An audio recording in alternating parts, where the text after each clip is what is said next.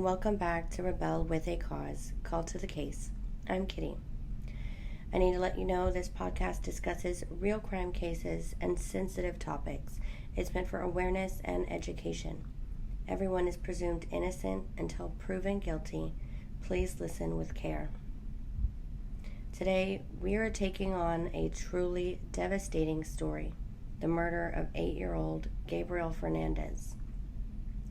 This is one of the hardest cases I have ever researched, and it's a case that should break every heart and challenge every conscience. I want us to remember that in telling the story, it isn't just about the crime, it's about the child who lived, and about trying to make sure that this never happens again. I invite you to sit with me in this difficult space, and let's honor Gabriel's life by really hearing his story. Gabriel Daniel Fernandez was born on February 20th, 2005 in Palmdale, California. His mother was Pearl Cynthia Fernandez and his father was Arnold Contreras. He was the youngest of Pearl's children and he had 2 older siblings, Ezekiel and Virginia. People who knew Gabriel as a baby said he was sweet, smiley, and curious. He was born into a world that wasn't kind to him though. Pearl was reportedly neglectful and abusive from early on. Gabriel spent his first years being passed around between relatives. He lived for a while with his great uncle, Michael Lemos Carranza, sorry if I'm mispronouncing these names, and Michael's partner, David Martinez. By many accounts, those years were the best of his short life. They cared for him, and he thrived. They described him as affectionate, loving, and bright. Michael said Gabriel called him Daddy, and it's important to sit with that image for a moment. A little boy who wanted love, who gave love freely, but Pearl wanted him back, and some say she wanted the government benefits that came with caring for her child. Whatever her motive, she claimed him in 2012 when he was about 7. And that's when the horror escalated. When Gabriel moved in with Pearl Fernandez and her boyfriend, 𝒓𝒽𝓃, things got unspeakable. They beat him, starved him, and forced him to eat cat litter and feces, locked him in a cabinet, bound and gagged, shot him with a BB gun, burned him with cigarettes, and they told him over and over that they hated him. One of the most chilling parts is that they singled Gabriel out. His siblings didn't face the same torture. 𝒓𝒽𝓃 was a security guard, described by coworkers as calm and polite, but at home he unleashed monstrous cruelty. Pearl Fernandez not only allowed it, she participated. They claimed Gabriel was gay and used that as their excuse to abuse him. Let's be clear, there is no excuse ever. None. It's critical to say this. People knew. His teacher, Jennifer Garcia, noticed bruises and injuries. She called the authorities multiple times. Gabriel told her things like, "My mom hits me with the belt," and 𝒓𝒽𝓃 makes me bleed. He asked if it was normal for mothers to hit their children, and he wrote a note saying he wanted to kill himself. The teacher did exactly what she was supposed to do. She filed mandated reports, but the system failed him anyway. Social workers came to the home, sheriff's deputies visited, but they didn't remove him.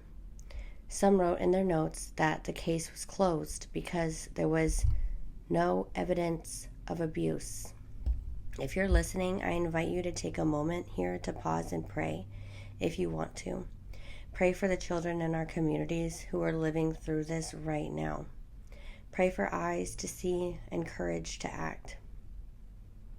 On May 22nd, 2013, Gabriel was brutally beaten. 911 emergency. Yes, I would like to, my son is not breathing. Your son is what? He's not breathing. Paramedics found him unresponsive, not breathing, with a cracked skull, broken ribs, and BB pellets embedded in his skin, missing teeth, burns, and massive swelling. Pearl told 911 that he was not breathing because he'd fallen. First responders were horrified. One described it as the worst case of child abuse he's ever seen. Gabriel was taken to the local children's hospital in Los Angeles. He was brain dead, and after 2 days on life support, he died on May 24th, 2013. He was 8 years old. Let's not rush past this. Gabriel Fernandez died because 2 adults who were supposed to love him chose cruelty over compassion. Because the system designed to protect him failed. Because neighbors and family who suspected or knew didn't always persist. Because our society often treats child welfare as a bureaucratic box to check rather than a sacred duty. At trial, 𝒃𝓃 was charged with first-degree murder with the special circumstance of torture. Prosecutors described the abuse in detail, and the jury heard testimony about the beatings, the starvation, the insults. Aguirre's defense claimed the loss of control, but the prosecution showed methodical, sadistic patterns, and jurors took little time to convict him and recommend the death penalty. He remains on death row at San Quentin State Prison. Pearl Fernandez accepted a plea deal to avoid the death penalty. She pleaded guilty to first-degree murder and torture, receiving life in prison without parole. You might think that's where the case ends, but there's another layer. 4 Los Angeles County social workers were criminally charged with child abuse and falsifying records. It was the first time California tried to hold social workers criminally responsible for failing to protect a child. They argued that they were scapegoats for a larger system failure. A judge eventually dismissed the charges against them, ruling there wasn't enough legal basis to hold them personally liable. But the dismissal doesn't change the truth. Gabriel was repeatedly reported to authorities. His case was closed, notes were falsified or ignored, and he was left in danger. If you're listening, I want you to pause and reflect. How do we build a system that protects children better? How do we avoid simply pointing fingers and instead create true accountability, training, and change? I invite you to take another moment to pause and pray if you want to. It's time for our leaders, caseworkers, law enforcement, and teachers, for families that have the wisdom and courage to act when children are at risk. This story is also about the community that failed. Extended family members said they suspected it, but felt they had no power. Neighbors heard fights, but were afraid to get involved. Some people did try, teachers, school staff, at least one counselor, but their warnings weren't enough to overcome the inertia and indifference of the system. There's something so important for fellow Christians to understand about this question. Who is our neighbor? Well, Gabriel Fernandez was our neighbor. He was vulnerable, alone, and he didn't get the help he needed in time. If you are a believer, we're called to protect the least of these. It's easy to feel righteous anger about Pearl Fernandez and 𝒃𝓃. And that anger is justified, but if we were to stop there, we miss the lesson. Gabriel's death challenges us to see every child in need as precious, to remember that it's not enough to feel sad. We have to act. Since Gabriel's murder, California has made some reforms. Improved training for DCFS, Department of Children and Family Services, and new protocols for identifying high-risk cases, better data sharing, but many experts say it's still not enough. Workloads remain too high, pay is low, burnout is common, and children continue to die of abuse in California and everywhere else too.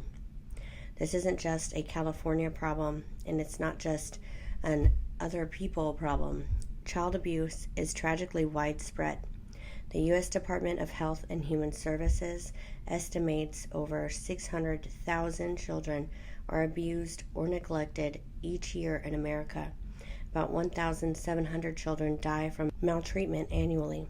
Those are not just numbers, those are real children. Gabriel's story gained national attention, in part because of the 2020 Netflix documentary, The Trials of Gabriel Fernandez. The series forced viewers to see the horror and the failures head on. Many who watched were so angry they demanded change, but change is slow and attention spans fade. I want to urge you today, don't let your compassion fade when the news cycle moves on.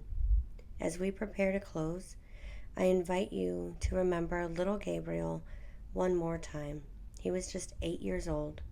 He loved school, giving hugs, and he called his great uncle Daddy. He wanted to be loved so badly. He didn't deserve any of this.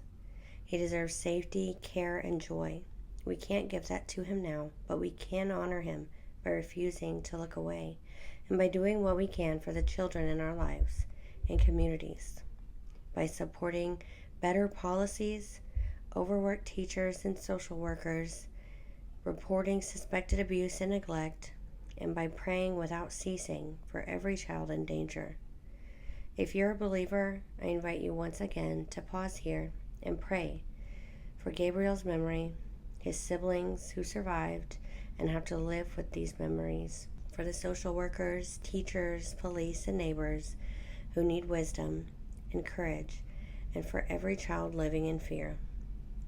Thank you so much for listening to Rebel with a Cause, Called to the Case, and staying with me to hear this difficult story. Until next time, stay hopeful, stay compassionate, and stay called. Goodbye.